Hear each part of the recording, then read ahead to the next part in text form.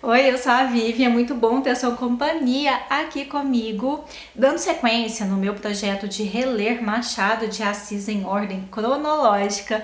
Hoje a gente conversa sobre esta obra magnífica, ela que deu início à fase do realismo aqui no Brasil.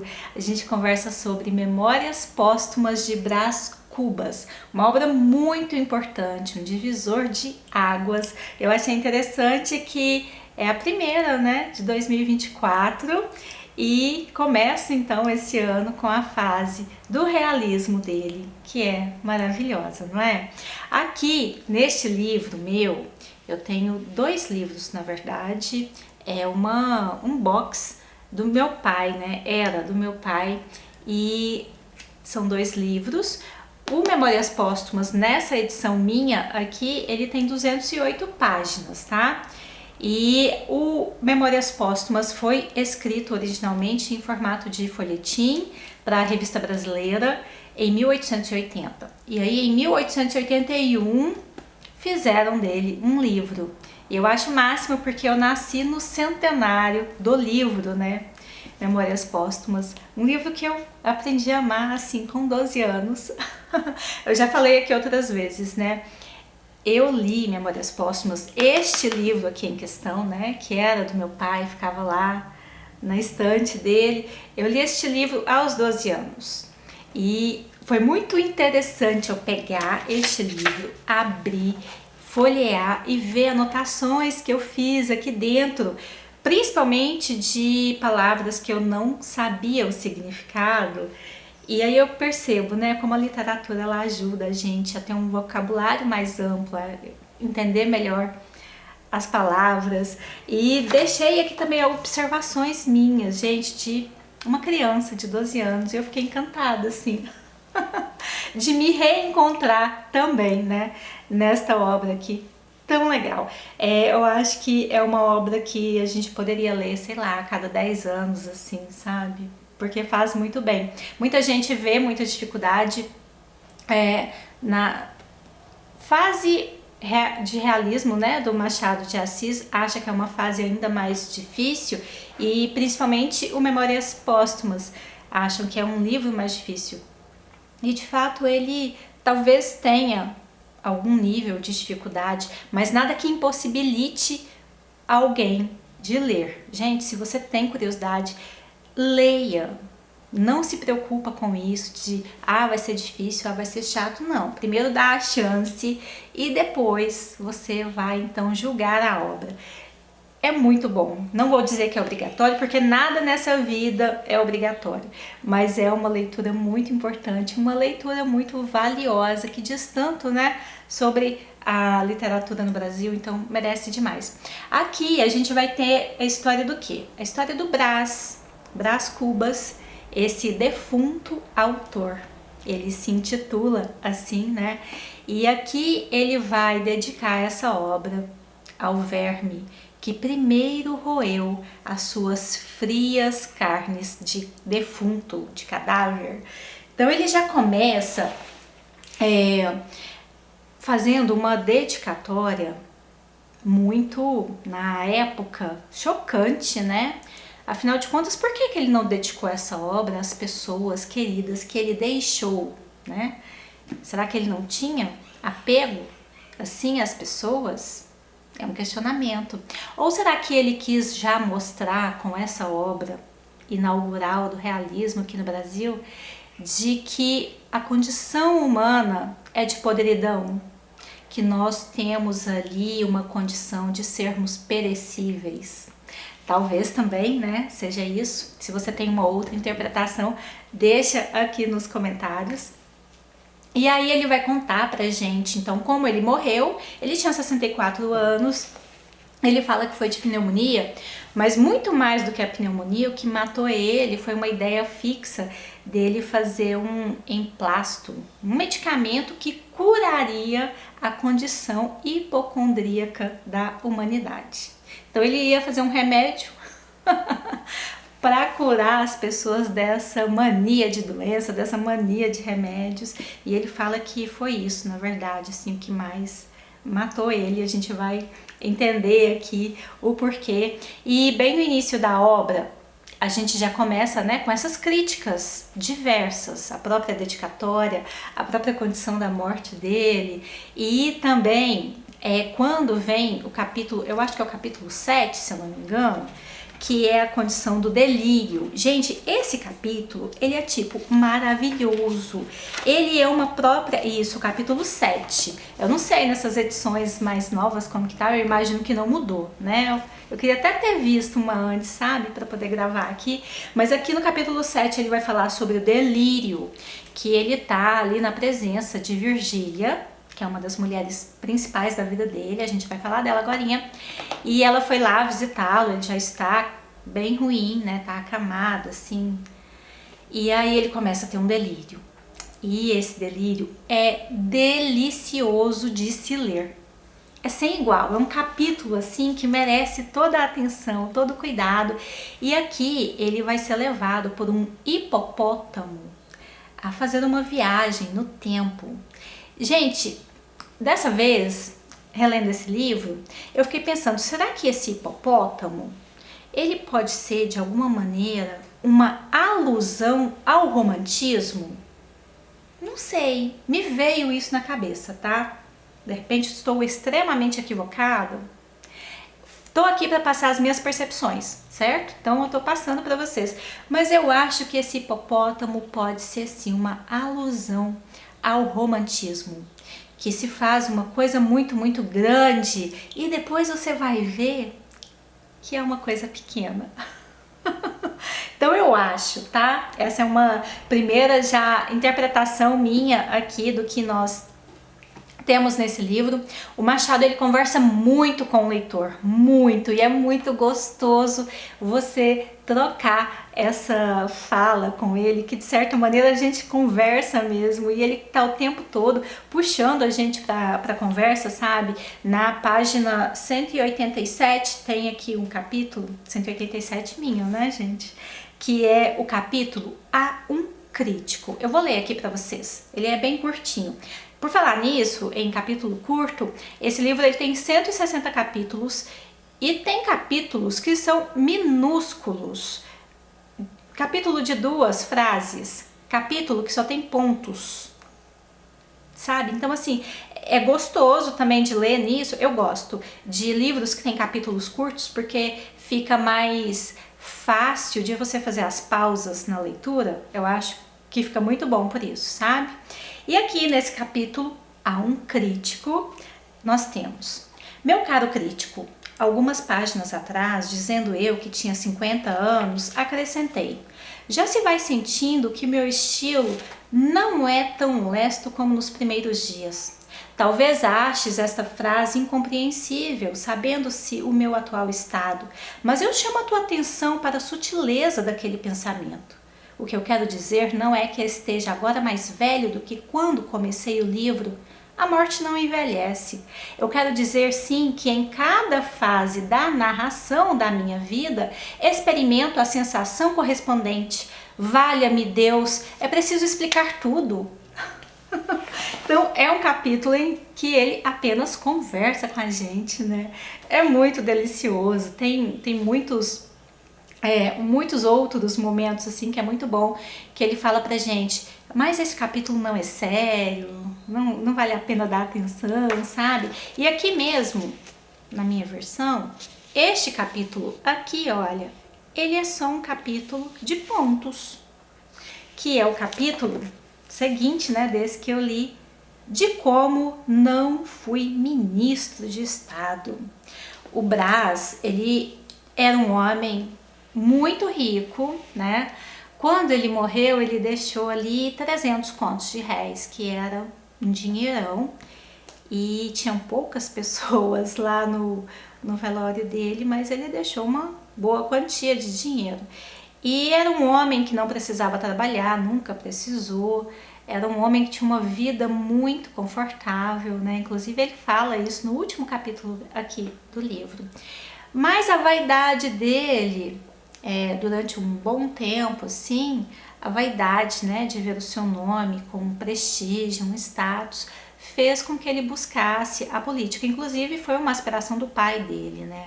E a gente vai ver que essa vida política dele, ela não vai ser tão bem conduzida, vai ser uma vida mais frustrada. Ele vai ficar, assim, bem longe do que ele almejava, né? Mais por vaidade do que por qualquer outra razão, né?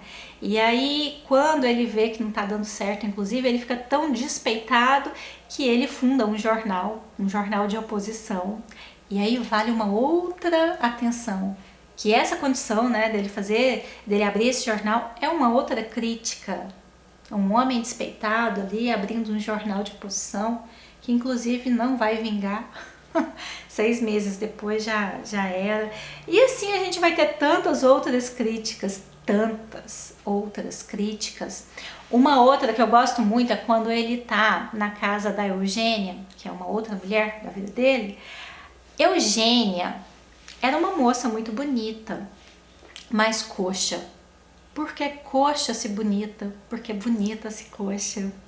E ele tá lá na casa dela, ele teve ali um lance com ela, né? Teve umas trocas de beijinhos e tudo mais, mas um homem, né, do nível social de Brás não se permitiria, claro, desenrolar um romance com uma mulher coxa.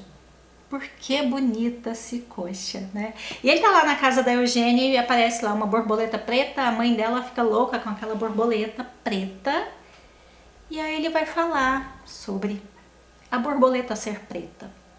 Coitada, por que ela nasceu preta, né? Se fosse azul ou amarela.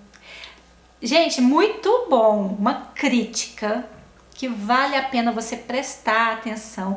Na minha opinião, e isso é a minha opinião, eu entendo que ele está fazendo uma crítica à condição racial. Acho. Sabe, eu acho que cabe muito bem. Então leia com atenção, é uma crítica muito bem construída, ao meu ver, assim como todas as outras, né?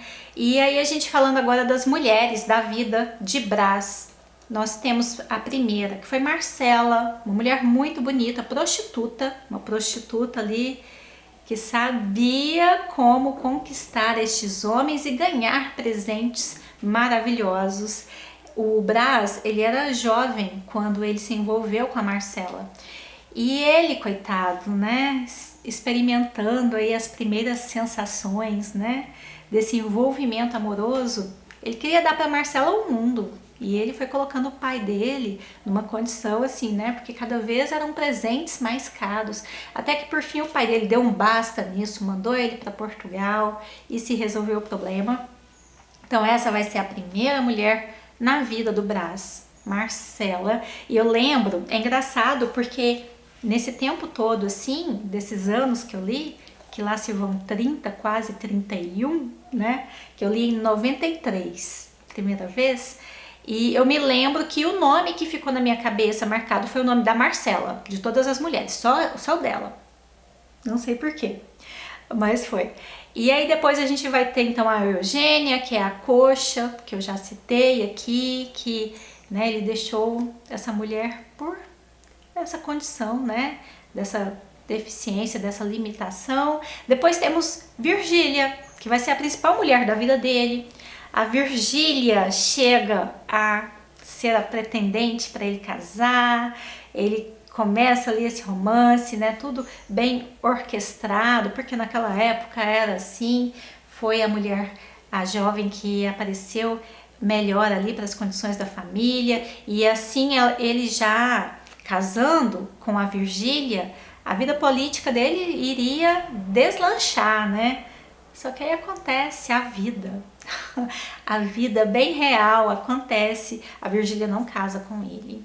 Virgília casa com Lobo Neves e a gente vai ver como que vai desenrolar esse envolvimento de Brás com Virgília, né? Eles serão amantes e a Virgília, ela não mostra pudor, ela não mostra consciência pesada.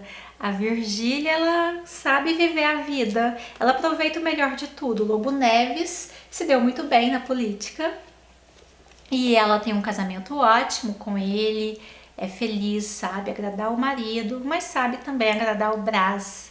Depois de uns anos, né, quando eles se reencontram e tudo mais, é uma história boa de se ver. Temos depois disso, o que, que a gente tem para falar? Vai aparecer na vida dele a Nhan Loló, que é sobrinha do cunhado dele. O Brás tem uma irmã, que é a Sabina, e a Sabina, ela é casada com o Cotrim. Temos aí então, bem mais pra frente, assim, quando o Brás já tá bem, acho que com uns 40 anos, assim, aí a Sabina, sua irmã, quer casá-lo de qualquer maneira, né, porque lá no Rio de Janeiro tá muito mal falado essa situação dele com a Virgília. E aí é uma outra crítica, todo mundo sabe que eles são amantes, todo mundo. Enfim, ai gente, quantas críticas, quanta ironia, quanto humor ácido nós temos aqui, sabe? É debochado, mas é um debochado tão inteligente. É muito bom. Aí a Sabina tenta casá-lo, né, com a Eulália, que é a Nhan Loló. E aí não dá certo, vocês vão ver por quê, o que vai acontecer aqui. E aí nessa fase gostosa da vida dele, assim, que ele fica com a Virgília, né, nessa condição de amantes por muito tempo. Aí para diminuir um pouco os bochichos, né, esse falatório lá da sociedade carioca, o Brás arruma uma casinha, a Virgília pega uma mulher que foi empregada da família dela, que é a Dona Plácida, e leva para essa casa para ela morar lá, e a Virgília tem uma desculpa, né, de visitar a Dona Plácida. E, enfim, o Brás, para conquistar a Dona Plácida, para convencê-la de que aquilo, olha, tá super tranquilo, né? Ele vai dar 5 contos de réis para ela, que é um dinheirão, gente, é um dinheirão, assim. E aí, o que que a Dona Plácida vai fazer com esse dinheiro, hein? Como que vai se dar essa... Vamos quase que falar, né, assim, quase que uma herança, só que não, né? Como que ela vai conduzir esse dinheiro? Outra crítica muito real, muito atual. É impressionante esse livro, um livro muito gostoso de ser lido. Finais trágicos teremos para essas mulheres, para quase todas elas, assim. Finais trágicos, finais reais, finais tristes e delicioso. Tem muitas frases aqui, gente, que são frases maravilhosas, frases que eu carrego assim, olha, desde quando, né, eu li que matamos o tempo nos enterra, mas eu tenho outras frases aqui que assim, eu não lembrava que era desse livro, sabe? Eu já falei aqui num outro vídeo do Machado, né? Eu tenho a playlist só dele aqui, que eu ia anotando as frases e eu tenho elas guardadas ali, sabe? Só que eu não sei de qual livro cada uma é. E agora fazendo essa releitura, eu tô conseguindo, né, descobrir de onde que vem cada frase dessa. Por exemplo, essa aqui eu nunca esqueci, nunca. Creiam-me, o menos mal é recordar. Ninguém se fie da felicidade presente. Há nela uma gota da baba de Caim. Gente, essa frase é maravilhosa, assim como tantas outras, né? Quando ele fala que é melhor a gente cair de um sonho do que cair do terceiro andar, várias coisas assim, sabe? Então, é isso. Ah, e temos Quincas Borba, que eu ainda não falei. O Quincas Borba aparece aqui no livro desde o início, tá? Ele foi colega de classe do Brás. Quando eles tinham ali uns 10 anos, eles estudaram juntos. E aí o Quincas vai aparecer aqui o tempo todo. Nossa, como que eu tava esquecendo de falar isso? E aí o Quincas adulto aqui, presente também na vida do Brás, né? Com essa corrente filosófica que ele criou, o humanitismo. Sensacional. Então a gente vai ter muito texto aqui envolvendo essa filosofia do Quincas, né, que vai ser um amigo do Brás, e vai acontecer coisas aqui entre os dois que não é muito de amizade. O Quincas, ele passou por algumas reviravoltas na vida dele, né, e aí teve fase em que ele não teve solução a não ser ir para um caminho não tão bom. Mas a gente vai ver, né, o Quincas, então, falando sobre o humanitismo diversas vezes aqui, é muito gostoso. E no final do livro, o Quincas Borba apresenta o alienista pro Brás. Temos outros personagens aqui. Ai, muito bom, gente, muito bom, amei ter relido e tô muito feliz de poder trazer aqui para vocês também. E aí, gostaram? Relembrou comigo? Você já leu? Se você ainda não leu, dá uma chance, vai. É muito bom mesmo. É um clássico da literatura, não é à toa. Confie nos clássicos, deixe-se levar por eles, que você pode se surpreender. Se você gostou desse vídeo, comenta, deixe seu like, compartilhe com alguém e eu te espero nos próximos. Beijo, tchau!